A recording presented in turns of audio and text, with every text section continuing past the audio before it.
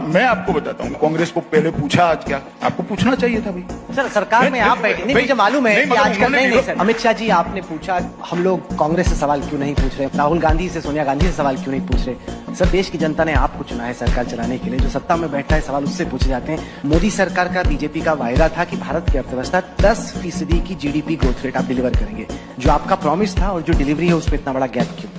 Private investment की जो दर है वो 16 साल के अपने न्यूनतम पे है। आप एक्सपोर्ट्स को देखिए वो डिक्लाइन कर रहे हैं। कोई भी ऐसा आंकड़ा नहीं इसमें लग रहा है कि इस सरकार में इकोनॉमी बहुत तेजी से ग्रो कर रही है। आप डंके की चोट पे पहले कहा करते थे, आपकी पार्टी का हर प्रवक्ता कहा करता था कि दुनिया की सबसे तेज रफ्तार से विकास करने वाली अर्थव्यवस्था भारत है। आज की तारीख में इजिप्ट, फिलीपींस, यहाँ तक कि बांग्लादेश हमसे तेज रफ्तार से ग्रो कर रहा है। देखिए राहुल जी, आप पूरे कर सारी बातें पूछेंगे। जो समस्या है बेरोजगारी की एग्जाम्पल, वो तो अभी लोगों को सामना करना पड़ा, क्योंकि वो जो नया डेटा आया वो तो कहता है कि 45 साल में जो अनएम्प्लॉयमेंट है वो अपने मैक्सिमम पर है इस वक्त। ऐसा है, आप थोड़े सवाल बचा कर रखो। ऐसा क्यों होता है सर कि जिन लोगों के खिलाफ इन्वेस्टिगेशन हो रहा है वो लोग हैं जो कि बीजेपी के विरोध में खड़े हैं। महिलाओं के खिलाफ अपराध की घटनाएं हो रही है, जहाँ पर सब कुछ स्पष्ट हो वहाँ पर एक महिला को बार बार उसी बलात्कार का सामना न करना पड़े। आप मुझे इतने सवाल पूछ रहे हो, कांग्रेस को क्या चाल चरित्र चेहरे की जरूरत नहीं है? आप कांग्रेस पार्टी को क्यों इतना सॉफ्ट हो जाती है आपकी चैनल? मेरी तो समझ में नहीं। पूरे दिन में कभी भी एक भी सवाल नहीं पूछा, फिर आपके सवाल की लिस्ट में वो आएंगे नहीं, कहीं पर भी सवाल नहीं। बता दो, चलो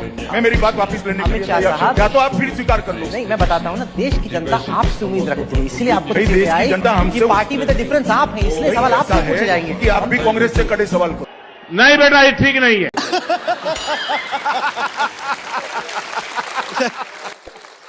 अरे यार